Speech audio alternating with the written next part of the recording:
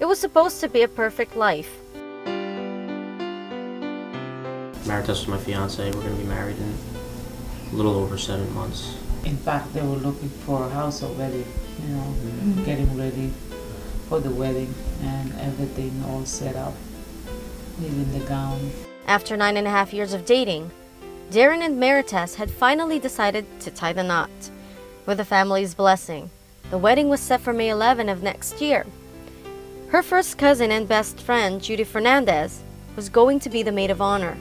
They planned this supposedly wedding together, and they're looking forward for a better life and a better married life for Marites too. But all the plans and all the hopes for a wonderful life changed in one historical instant.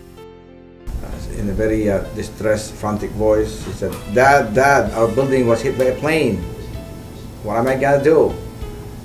So I told her, I thought for a while it was just a slight, minor, plane incident. So I didn't want to prolong the conversation. So I told her, "You have to evacuate. You're gonna stay calm, keep cool, don't panic." And then she said, I gotta go. And that's the last time that I heard from her.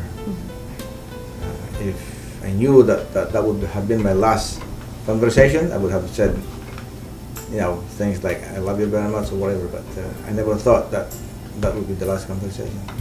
Well, I was at the doctor's clinic because that was my appointment. And I really didn't know until I walked into the clinic and I saw the TV flashing, the Pentagon was on fire. And they said that it was not only Pentagon, but the WTC as well. So the TV flashed back with WTC on flame, and I started to be hysterical. Because I tried to hug the robe that she wore all the time and pray. I never stopped praying for her to come back. I will be missing her very much, so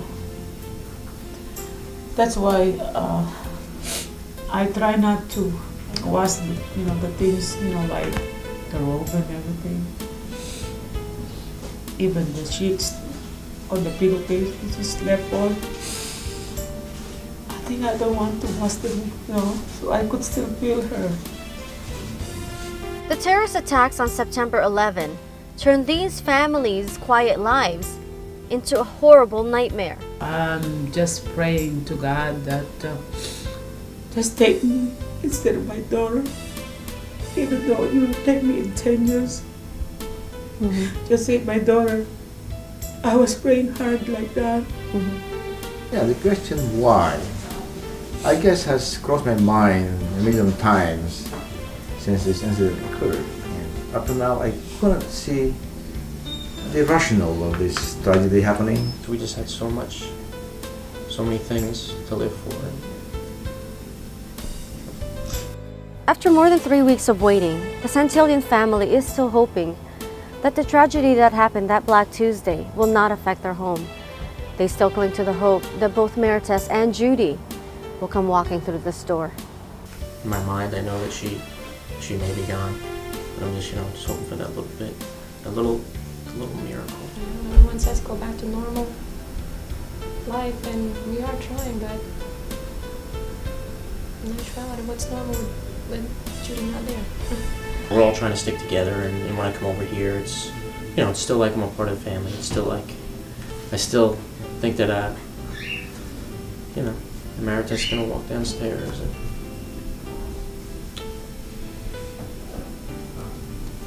As the nation grieves at the injustice, these families grieve at their enormous loss. The perfect life both families hoped their daughters would live out had instantaneously been stolen from them.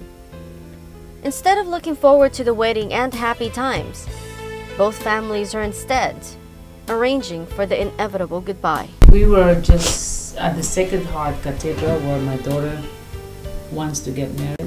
We stopped by there, and the deacon porter, the one that set up the date of their wedding, we tried to see him and then ask if there's possibility if there is a memorial, we would like to have it over there.